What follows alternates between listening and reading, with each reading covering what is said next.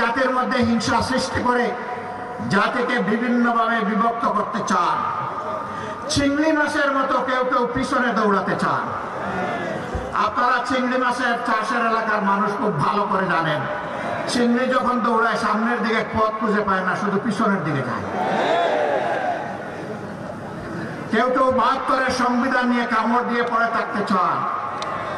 আমাদের বন্ধুদের মাঝে দীর্ঘদিন একসাথে আন্দোলন সংগ্রাম ফ্যাসিবাদের বিরুদ্ধে লড়াই করেছি, তাদের কাউকে কাউকে আজকে আমরা সে কথা বলতে শুনি।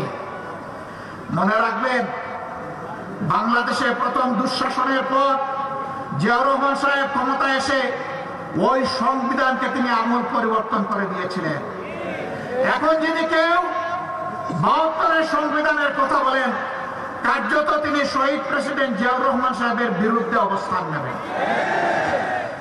৭২-এর সংবিধানের কথা আজ যিনি অত্যন্ত সংকটজনক অবস্থায় আছেন, জাতির এক শ্রদ্ধার কেন্দ্রবিন্দুতে যাওয়ার অবস্থা, বেগম খালেদা জিয়াও কখনো ৭২-এর সংবিধানের পক্ষে কথা বলেননি।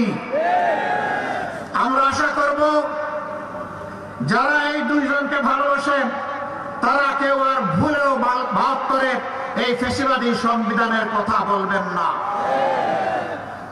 জনগণ আলহামদুলিল্লাহ আপনাদের পাশে আছে। আজ মুখ খুলে কথা বলে একজন আমার রিক্সা চালক ভাইকেও যখন কোন সাংবাদিক জিজ্ঞেস করেন আগামী ভোট কোন দিকে, দপাস করে বলে দেয় আগামী ভোট ওই দিকে,